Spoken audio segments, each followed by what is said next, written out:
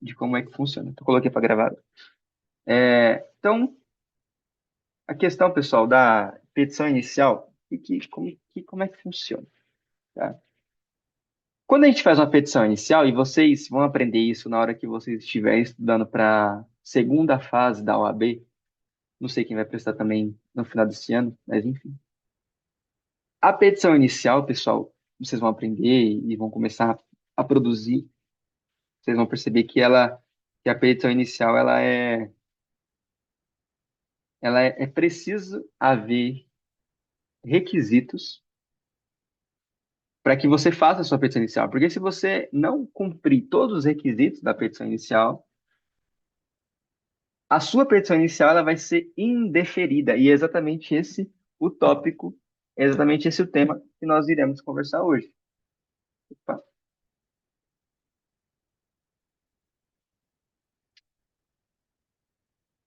tá? Então, vamos abordar hoje os requisitos, os temas a respeito do indeferimento da petição inicial. Beleza? Vou compartilhar aqui com vocês, CPC.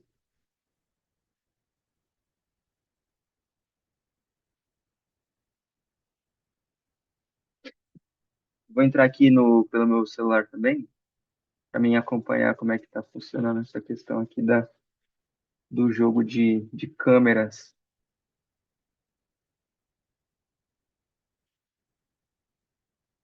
Peraí, só um minuto, pessoal.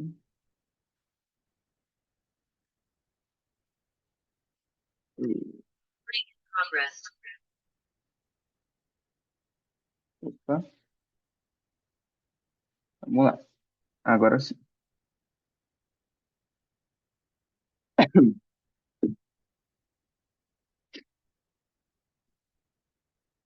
Hoje, pessoal, nós iremos abordar, tá, os dois artigos.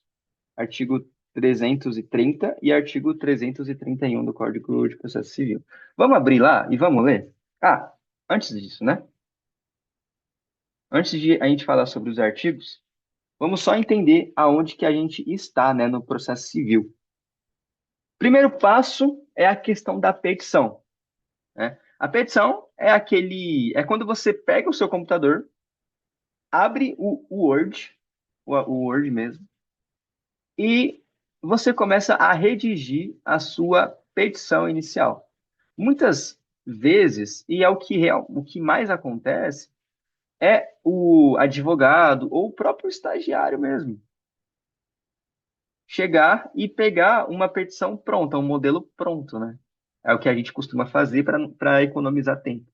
Então a gente abre o nosso Word, pega um arquivo de uma petição pronta referente ao mesmo tema, cola, né, Ctrl+C, Ctrl+V no Word e começa a adaptar aquela petição ao caso concreto do seu cliente. Então, a primeira fase é a petição. Ali você vai elaborar todos os argumentos, pegar todos os artigos e fazer a petição certinha nos requisitos legais. Depois que você já tiver feito a petição inicial, pessoal, você vai abrir o site, né? Como tudo é eletrônico, você vai abrir o site do tribunal, como em São Paulo ainda é o ESAGE, e lá você vai é, protocolar a sua petição que você elaborou no seu Word. Protocolando, a sua petição inicial ela vai vir com um número, né? Todo o processo ele possui um número aleatório. E esse número a gente chama de registro, né? É o registro. O seu processo, a sua petição acabou de ser registrada e ela vai ganhar um número. Depois, depois que você registra a sua petição, você vai distribuir a sua petição inicial, beleza? Para alguma vara, né? Criminal, fazenda pública, vara civil. Ali vai acontecer a distribuição. Até ali, pessoal, o juiz nem viu sua petição. Ninguém viu sua petição. Tudo automático. Ninguém viu, nem o réu viu, nem o juiz viu, ninguém viu. Aí, no último passo é a admissão. Nesse quarto passo, é nesse ponto que o juiz ele vai chegar e vai olhar a sua petição inicial. Muitas das vezes não é nem o juiz, né? É o próprio escrevente, né? São os funcionários ali do fórum, mas, teoricamente, o juiz vai, é o primeiro contato do juiz com o seu processo na questão da admissão.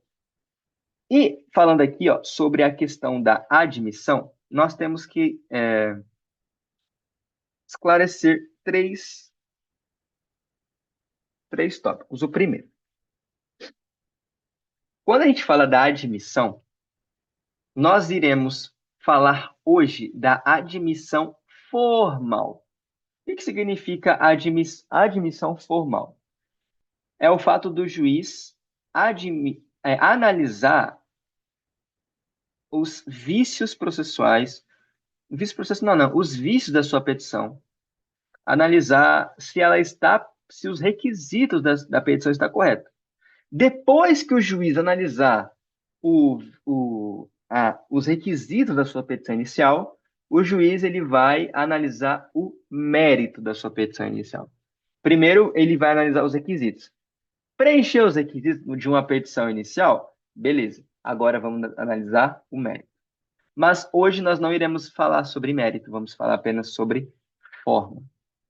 Beleza? Beleza. Se, por algum acaso, na hora que o juiz estiver fazendo o seu juízo de. Na verdade, não é juízo de admissibilidade, né? Mas quando o juiz estiver analisando a sua petição inicial e ele, de alguma forma, encontrou algum vício nessa sua petição inicial, de alguma forma você não seguiu os requisitos, o que que o juiz vai fazer? O juiz vai puxar a orelha do autor. O que ele vai fazer? Ele vai intimar o autor para que ele possa complementar aquela informação, aquele requisito que faltou, ou para corrigir, retificar aquele requisito que veio a faltar, né? E aí o autor ele vai ter agora 15 dias para conseguir fazer essa complementação ou retificação da sua petição inicial no que tange a sua forma. No que tange a sua forma. Percebe? O juiz, o Poder Judiciário não é assim, autoritário. Pô, você errou. Arquiva o processo. Não, não é assim. O Poder Judiciário ele vai dar várias. Na verdade, não é nem o Poder Judiciário, né? É a própria lei. A lei ela vai conceder uma segunda chance ali, tá? Ela vai concedendo ali as chances para que você possa consertar, porque todo mundo é humano, a gente erra. Seria meio injusto, né? Errei uma coisinha, já arquivo o processo sem resolução de mérito. Não. Vamos intimar o autor? Vamos chamar o autor para que ele possa corrigir em 15 dias? E aí, se ele, sabendo do que errou, não corrigir, aí a gente arquiva? Não é mais sensato? Então vamos fazer isso, legislador. E foi exatamente isso que o legislador fez. Tá? Se o juiz intimou o autor para corrigir os vícios, né, formais da petição inicial, no que tange a complementar e no que tange a retificar, ele foi o autor e corrigiu, aí o juiz vai tocar o processo e aí vai analisar o mérito. É só depois de analisar a forma que o juiz vai analisar o mérito. Depois de estar tudo certo. Depois de intimado e tudo mais. Beleza? É, Bom, agora, introduzindo o conteúdo, nós vamos agora ir para o artigo de lei propriamente dito, tá bom? Vamos lá abrir a nossa lei? Vamos.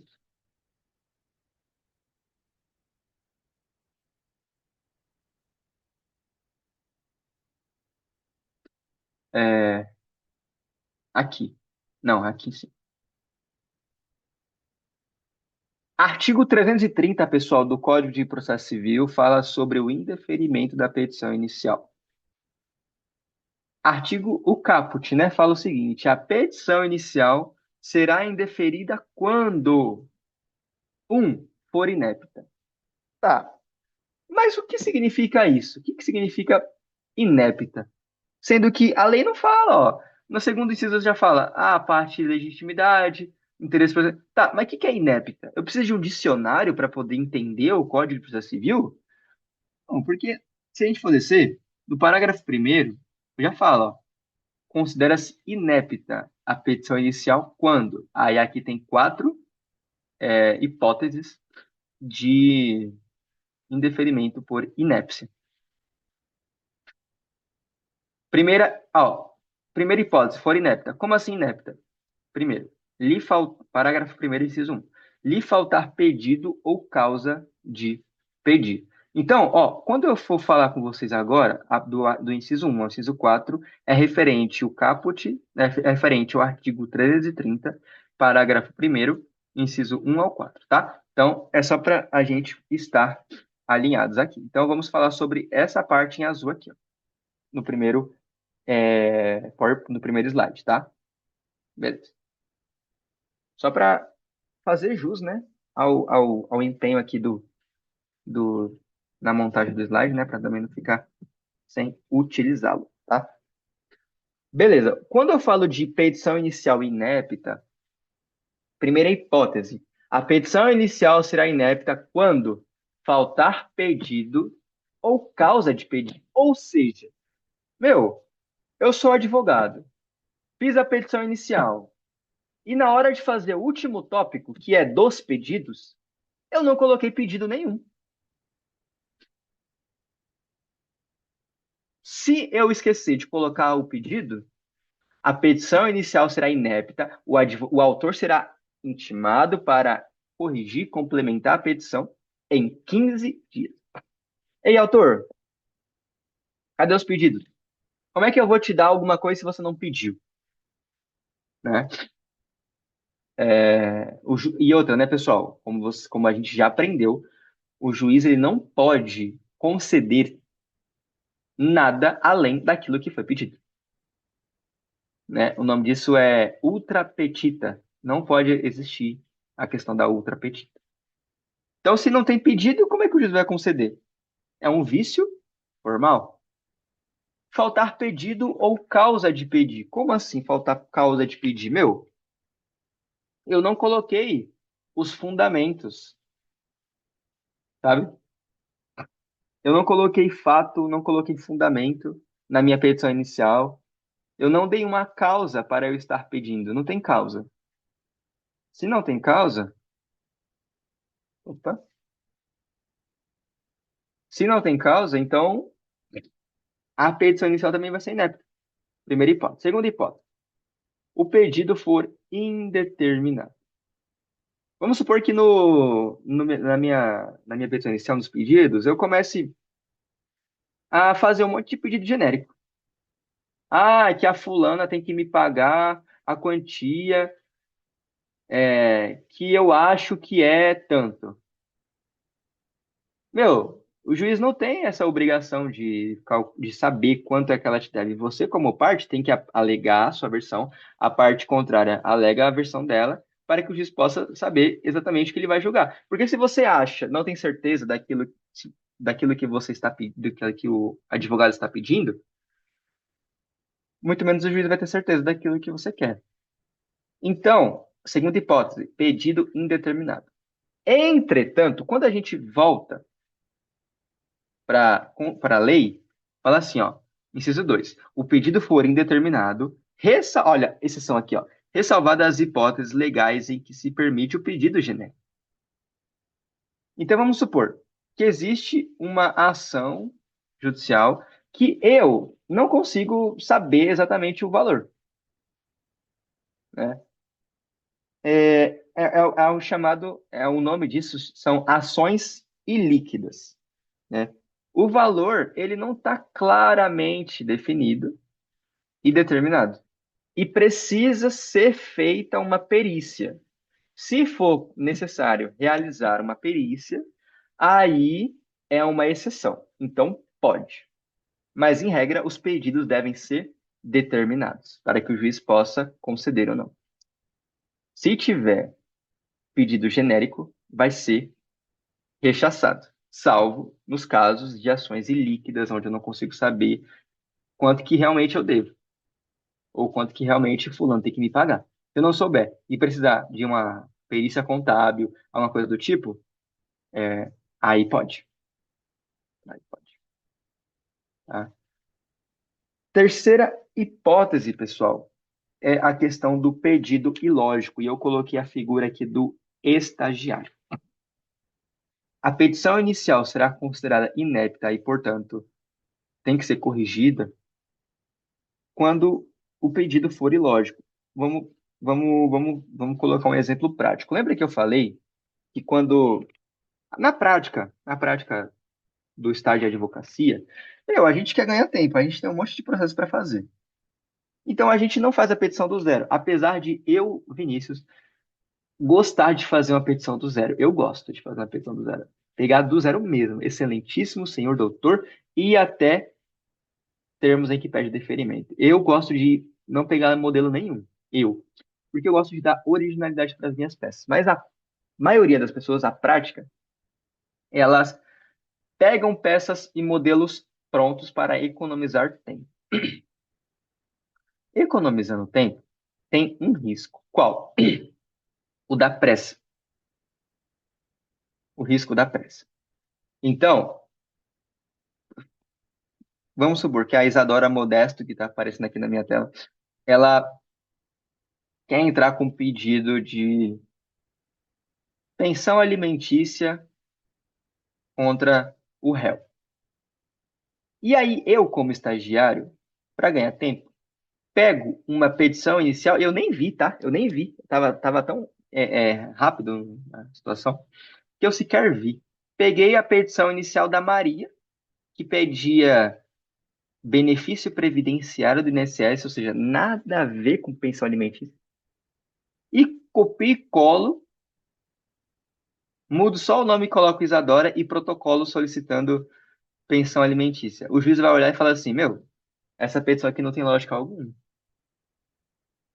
A pessoa está pedindo pensão alimentícia, mas está solicitando benefício previdenciário, LOAS, pedido ilógico.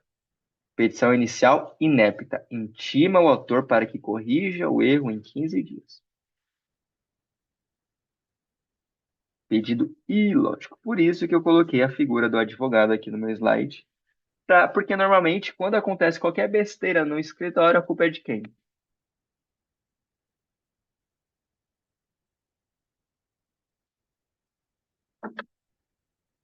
Por fim, inciso 4 refere-se a pedidos incompatíveis. Que é aquele pedido também confuso. Por isso eu coloquei uma pessoa confusa. Vamos supor que eu faço, na minha petição, eu pleiteio a guarda da minha filha. E aí, eu chego nos pedidos e falo assim, não, a guarda que seja deferida a guarda para minha pessoa, né, que seja deferida a guarda para o autor. E aí, na outra linha, fala que seja deferida a guarda para a mãe, para a ré. Peraí, esses pedidos não são compatíveis. Você está pedindo uma coisa, X, e depois você pede outra Y, que é incompatível com a outra, né? Ou tipo, contrato de compra e venda. Eu quero devolver a casa e eu quero pegar o dinheiro de volta. Aí eu coloco isso nos pedidos. E aí depois, na mesma peça, eu falo, não, eu quero continuar na casa e não quero o dinheiro de volta. Não faz sentido. São pedidos incompatíveis entre si. Então, caso haja também pedidos incompatíveis, vai o autor vai ser obrigado a retificar, tá? Tudo isso aí, beleza? Então, essas são as quatro hipóteses, pessoal, de petição inicial inépita, tá? Quatro hipóteses de petição inicial inépita. Vamos voltar para a lei? Para a gente não se perder aqui? Ah, ok. Ó, falamos do caput, falamos do inciso um, falamos no parágrafo primeiro, inciso um ao inciso 4. Agora, vamos falar sobre o inciso 2, 3 e 4. E depois falaremos sobre isso aqui, isso aqui, isso aqui, isso aqui, isso aqui. Beleza? Vamos lá. Inciso segundo. A petição inicial será indeferida quando a parte for manifestamente ilegítima. Pessoal, só um minutinho que eu vou só fazer um negócio aqui no meu computador, porque ele está com um negocinho aqui. Só um minutinho.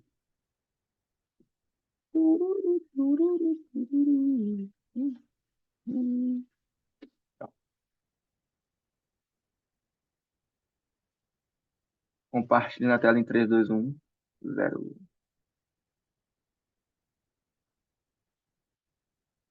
É, tá. Então, os slides que eu vou falar com vocês é o inciso 2, 3 e 4 daqui, tá? Daqui. Só para ficar claro aqui as questões. Tá bom? Beleza. A petição inicial será indeferida quando, 2, a parte for manifestamente legítima. Meu, se o problema foi entre eu e Maria, não tem por que o pai da Maria estar presente no polo passivo da ação.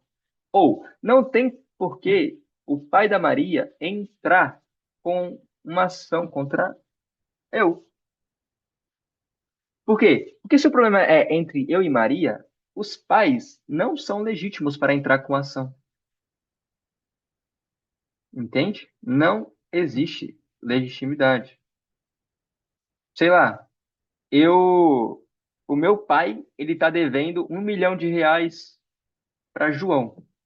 Só que o meu pai é pobre, mas o filho do meu pai, sou eu, é rico, eu sou rico. Meu pai é pobre, eu sou rico.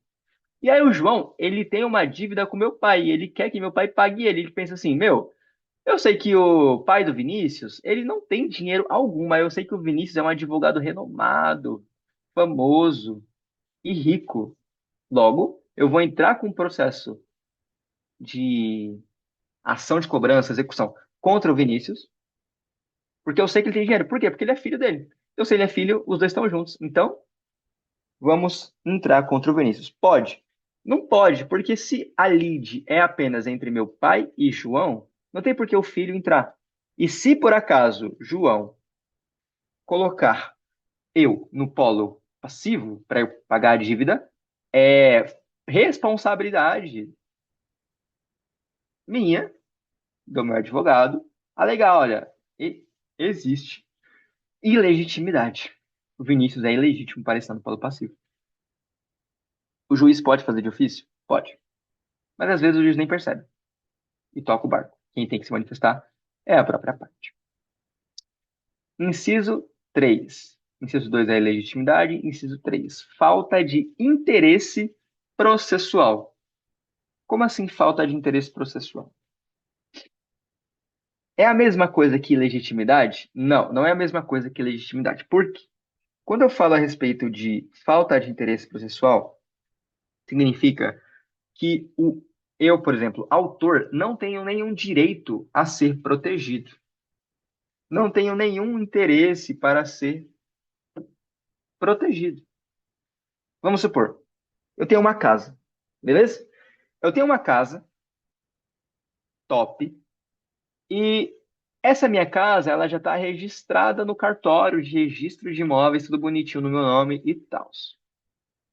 Só que aí eu entro com ação judicial, falando, sei lá, entra com ação judicial contra um município ou alguma coisa do tipo, e eu falo assim, juiz, eu preciso que você reconheça que eu sou o dono dessa casa aqui. Se eu entro com ação judicial dessa forma, eu não vou ter interesse processual, porque eu não tenho nenhum direito a ser protegido. Meu direito já está protegido.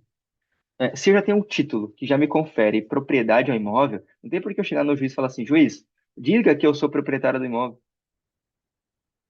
Não tenho interesse, tá? Não existe interesse processual. Eu já sou, já tenho meu direito à propriedade, já está protegido pelo título. Eu não preciso do juiz chegar e falar,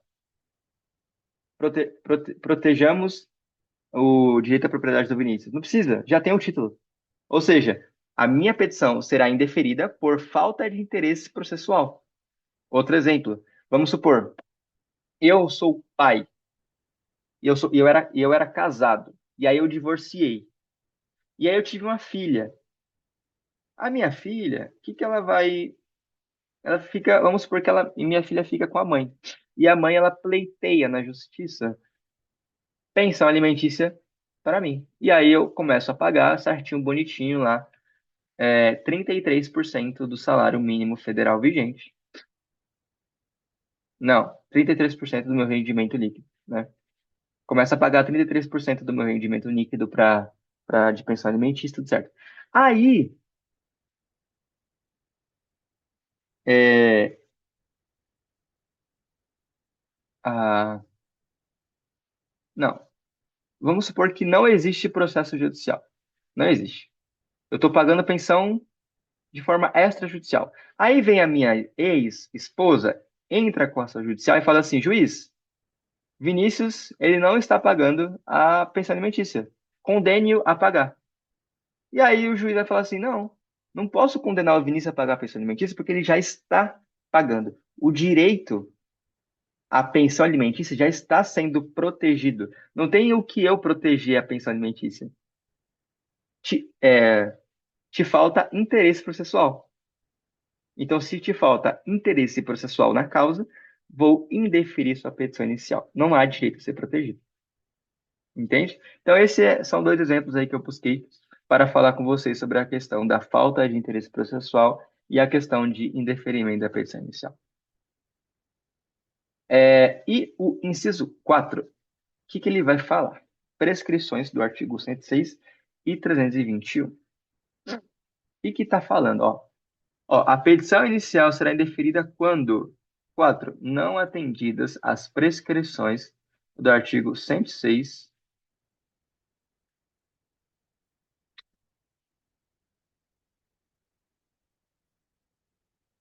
ao artigo 321. Que fala nesses artigos 106 e 321? Vamos ver? Vamos ver.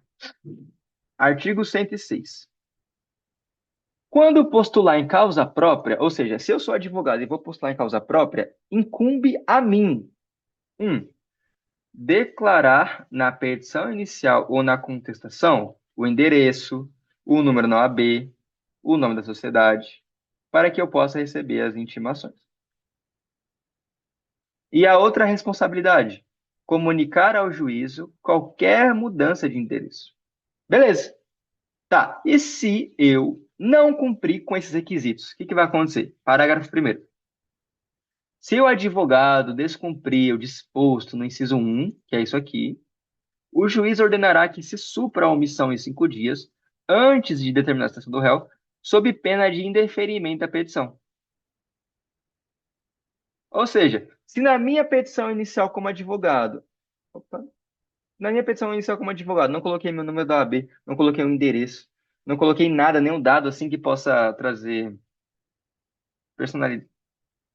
Dados personalíssimos meus, se eu não coloquei dados pessoais, o juiz vai me intimar para corrigir em 5 dias. Se eu não fizer isso, ele vai indeferir a petição inicial.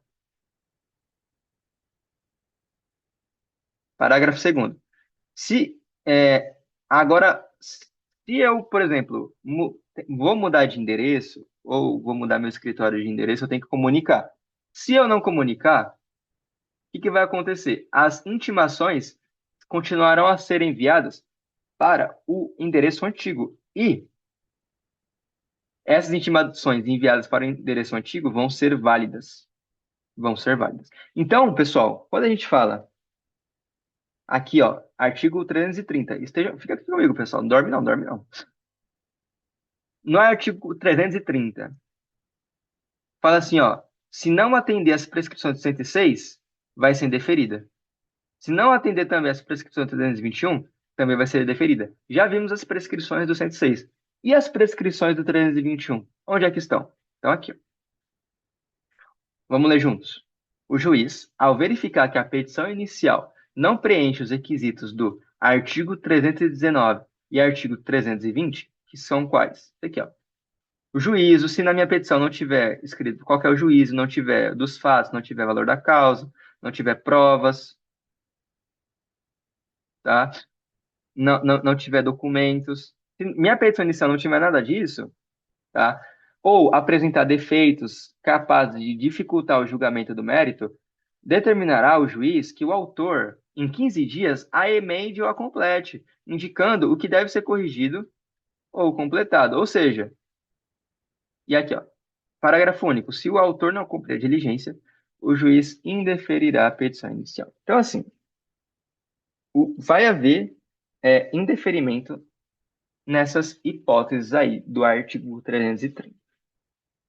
Quando a gente fala, pessoal, da questão da correção da petição inicial, vamos supor que eu, Vinícius, sou um advogado muito honesto, ágil de boa fé, beleza?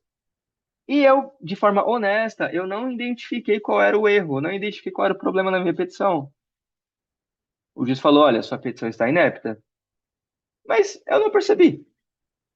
A obrigação do juiz, segundo a lei, é apontar com precisão aonde está o defeito, tá?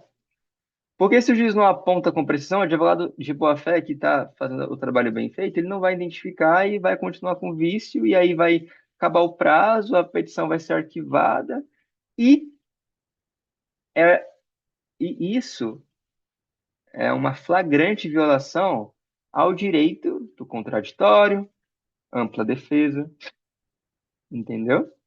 É um princípio constitucional. Então, quando a lei, o Código de Processo Civil fala que o juiz tem que determinar exatamente onde que tem que corrigir, a lei está indo de acordo com os princípios, né?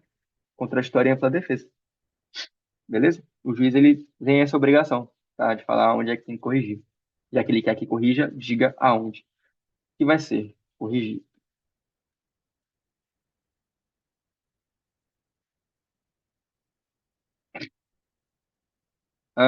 Vamos voltar para a lei? Vamos. Aham, beleza.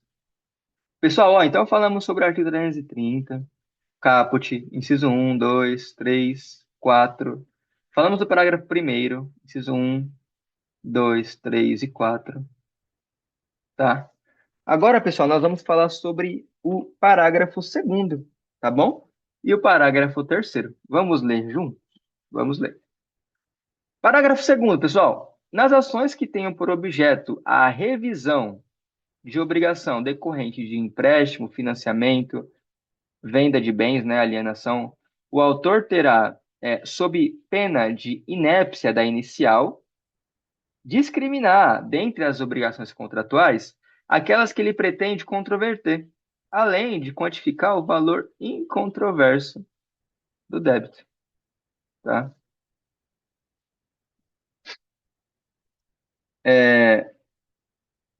O que significa o parágrafo segundo, pessoal, do artigo 330?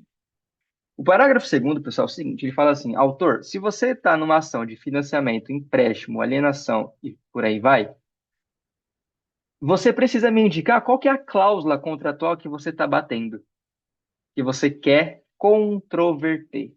Qual é a cláusula desse contrato de empréstimo que você quer bater? Indica para mim. Eu preciso disso. Quem está falando isso é o próprio legislador. Qual é a cláusula que você quer revisar, autor? Fala para mim. E, além disso, autor, eu quero que você aponte para mim qual é a cláusula que você quer revisar.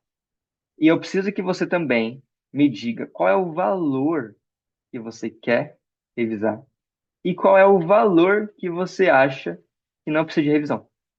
Como assim? Qual é o valor controverso e qual é o valor incontroverso? Tipo assim, esse valor, juiz, agora o autor falando, esse valor, juiz, eu não concordo pagar, mas esse valor eu concordo pagar. O que está dizendo no parágrafo segundo? Ok, então me diga qual é o valor que você concorda e qual é o valor que você discorda e coloque para mim. Além disso, aponte qual é a cláusula contratual que você também discorda. É isso que diz o parágrafo segundo, tá? É isso que diz o parágrafo segundo. Essa é a obrigação do advogado. Por isso que a gente falou, pessoal, pedido determinado, tem que existir. Se acontecer um pedido indeterminado, se eu chego e não aponto qual que é a cláusula que eu quero controverter, qual que é o valor que eu quero controverter, como é que o juiz vai saber? Dessa forma, se for pedido indeterminado, acontecerá a inépcia da inicial e a sua petição inicial vai ser indeferida. Claro, o juiz ele vai te dar um tempo para você corrigir, mas se você não corrigir, meu amigo, tchau e bênção, tá bom? Tchau e bênção. Mas assim, não é bem tchau e bênção. Se sua petição inicial for indeferida por não preencher os requisitos formais, você pode entrar novamente com a mesma ação. Pode, pode. Foi arquivada? Foi. Já foi julgada? Foi julgada sem resolução de mérito. Como não foi julgada? Como foi julgada sem resolução de mérito, pode entrar novamente com a ação. Pode entrar. Desde que tenha pago as custas judiciais do processo 1. Custas e despesas processuais. Pagou? Pode entrar de novo. Normalmente isso acontece por culpa do advogado. O advogado é meio preguiçoso, relaxado e acaba que perde prazo e tal. E aí a parte se ferra e aí normalmente quando entra com uma repropositura da ação, a parte vem com outro advogado, tá certo? Ah, vamos ler a lei novamente. Parágrafo segundo, né? Como a gente já falou, cláusulas contratuais controvertidas e a terceira. O terceiro parágrafo fala o seguinte: na hipótese do parágrafo segundo, o valor incontroverso deverá continuar a ser pago no tempo e modo contratados. O que significa o parágrafo terceiro, pessoal? Fala o seguinte: mesmo que o autor questione aquelas cláusulas que ele elencou e tudo aquilo esteja controvertido, o autor vai continuar com a sua obrigação em relação aos débitos incontrovertidos. Incontroversos. Vai continuar pagando. Beleza, eu não concordo com a cláusula número um, 2, 3. Mas a cláusula 4, 5 e 6, eu concordo. Então eu vou cumprir com a obrigação 4, 5 e 6 normalmente. Mas com a 1, 2, 3, não. Ah, mas eu posso deixar de cumprir com a obrigação 4, 5, 6, já que eu já estou entrando com o processo? Não. Aquilo que é incontroverso, você vai continuar cumprindo.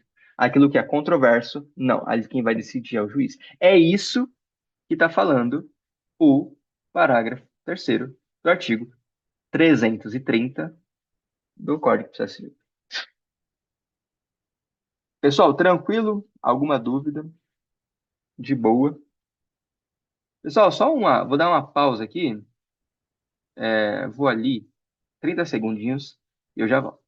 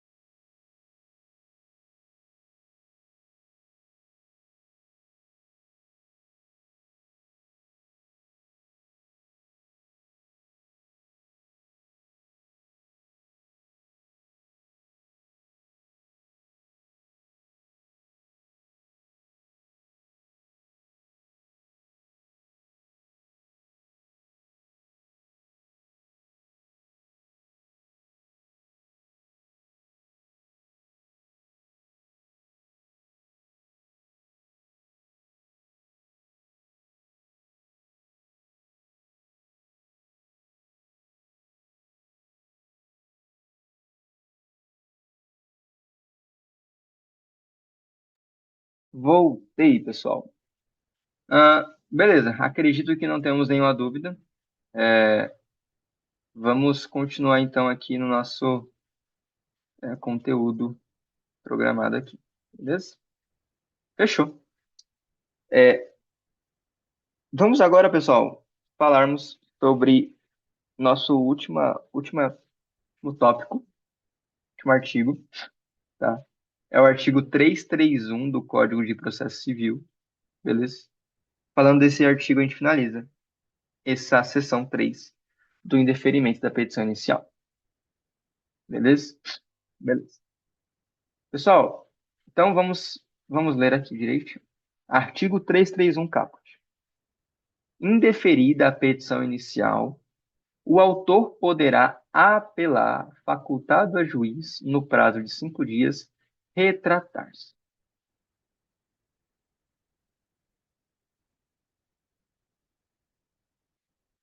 Pessoal, quando a gente entra com a petição inicial, lembra que eu falei para vocês? O juiz ele pode indeferir? Pode indeferir. O juiz indeferindo a petição inicial, eu posso entrar novamente através de uma repropositura? Posso. Eu posso apelar também, ao invés de entrar? Ao invés de entrar de novo, eu posso apelar? Posso. Em quais hipóteses? Na hipótese em que você vê como advogado que você não deixou de cumprir nenhum requisito legal. Olha, eu, advogado, entendo que estou certinho, cumpri todos os requisitos. O juiz, ele indeferiu minha petição inicial erroneamente. Dessa forma, eu não vou entrar novamente com a petição inicial, porque se eu entrar novamente com a petição inicial, o mesmo juiz vai indeferir.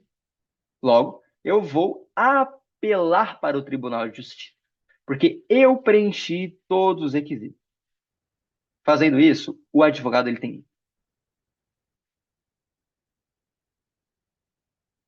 ele tem 15 dias, tá? O prazo é 15 dias para que ele possa apelar. Só que aí vamos supor, eu sou advogado, vou apelar para o Tribunal de Justiça. Quando eu faço a minha peça de interposição, eu mando a peça de interposição é para o juiz a quo e a peça de razões é para o juiz o ad quem. O juiz a quo, que é o juiz da vara da primeira instância que indeferir a petição inicial, ele pode olhar e pensar assim: caramba, o autor ele vai entrar com apelação. Deixa eu olhar melhor o processo e ver se eu vou me retratar do indeferimento ou se eu vou dar andamento. O juiz ele pode fazer isso. Normalmente, o juiz ele não se retrata por conta de ego mesmo, né? Ah, eu não erro, não, eu sou perfeito, não erro. E aí o juiz não retrata e deixa o seu processo ir lá para o Tribunal de Justiça através da apelação, tá? É, e quando a gente fala de retratação, o juiz tem 5 dias, tá? Apelou, o juiz tem 5 dias para se retratar. Não se retratou, vai para o Tribunal de Justiça. Vamos ler os demais dispositivos? É isso que diz o caput, tá? Parágrafo primeiro. Se não houver retratação do juiz, que é o caso que eu falei para vocês, o juiz mandará citar o réu para responder ao recurso. É isso. O juiz, ó, antes, né, pessoal? Deixa eu só fazer uma adendo aqui com você, tá? Quando a gente vai falar de indeferimento da petição inicial por requisitos formais e tal, o réu, que é a pessoa que eu estou processando, sequer está sabendo que existe uma petição inicial contra ele. Ele não está sabendo. Tudo isso que eu falei para vocês, pessoal, está acontecendo sem o réu saber. Vou repetir, tudo isso que está acontecendo sem o réu saber, pessoal. Beleza? O réu ele só vai saber depois que a petição já tiver sido aprovada, admitida, preparada. Ali, depois que o réu for citado, ele vai saber. Tudo isso está acontecendo sem o réu saber. Tá? Pra vocês terem uma noção da onde a gente está. Tá?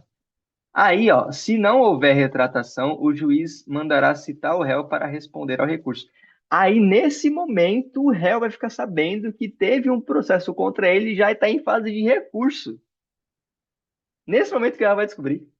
Porque o réu precisa contrarrazoar, né? Porque a gente aprendeu no Código, em Direito Civil, Processo Civil, que para apelar temos que fazer duas peças, né? A primeira peça é a peça de interposição e a segunda peça é a peça de razões. Tudo isso no mesmo documento. A peça de interposição vai para o juiz de primeira instância e a peça de razões vai para o juiz, os desembargadores de segunda instância. Nesse momento, o réu vai ser intimado para contrarrazoar. É isso que diz o parágrafo primeiro, tá bom? Do Código de Processo Civil. Parágrafo segundo. Sendo a sentença reformada pelo tribunal, o prazo para contestação começará a correr da intimação do retorno dos autos observado 334, tá? Então, nesse exemplo, se eu, como advogado, entrei com a petição inicial, o juiz chegou aí e indeferiu, eu não concordei, apelei, o tribunal falou, Vinícius, você está certo, vamos reformar a sentença do juiz que indeferiu a sua petição inicial. Tá, aconteceu exatamente isso. O réu agora vai ter um prazo para contestar a minha petição inicial. Vocês lembram? Aquele desenho que o professor Ocano, Sanches sempre fazem. Primeiro, petição inicial. Segundo, citação. Terceiro, contestação. E aí vai, né? Estamos aqui, ó. Petição inicial. Agora, o prazo para que o réu faça a sua contestação. Quando ele é em 15 dias, é em 15 dias. Mas quando esses 15 dias vão começar a ser contados? É isso que o parágrafo segundo fala. Esses 15 dias vão começar a ser contados a partir do momento que eu apelei para o tribunal, a partir do momento que eu entrei com a ação na primeira instância, não. O parágrafo segundo fala: o prazo de contestação do réu, ele começa quando o processo sobe para tribunal, ele volta, ele reforma a sentença, então ele volta para a primeira instância. Voltando para a primeira instância, o réu vai ser notificado, citado, e aí, quando ele volta da segunda instância, ele vai ser citado, e aí, a partir do momento que ele foi notificado, começa os 15 dias. É exatamente isso que diz o parágrafo segundo, ó. Sendo a sentença reformada, ó, sendo a sentença reformada pelo tribunal, o prazo para a contestação começará a correr da intimação do retorno dos autos. Mesmo que o réu tenha feito contra-razões na segunda instância, o prazo para e ele já saiba que há um processo, o prazo para ele contestar continua sendo o mesmo. Começará a ocorrer da intimação do retorno. Ou seja, o réu vai ser intimado, falar assim, ó, réu, os seus autos que estavam na segunda instância foram retornados para a primeira instância. Você agora tem 15 dias. Recebeu essa intimação, os 15 dias começam a contar para elaborar a contestação na primeira instância. Pessoal, eu estou sendo claro, vocês estão entendendo, tá? Eu estou com medo de estar sendo muito rápido, muito técnico e na minha cabeça vocês estarem entendendo, mas na verdade não. Então minha preocupação é essa, tá? Se vocês quiserem também entrar em contato no privado para a gente esclarecer os tópicos aí com relação ao conteúdo também, fiquem à vontade. Não quero que vocês tenham dúvidas com relação a esse conteúdo, tá? É um conteúdo bem legal e eu tenho bastante experiência para poder ensinar para vocês. Então, se vocês quiserem falar pessoalmente também, ou aqui na aula também, fiquem à vontade. Tá certo? Beleza, beleza. Obrigado aí pelo feedback. Show de bola. Temos um minuto para acabar. E se temos um minuto para acabar, temos um tópico para falar. Parágrafo terceiro. Esse parágrafo terceiro é bem engraçado. Fala o seguinte: não interposta a apelação, o réu será intimado do trânsito em julgado da sentença. Vou espirrar.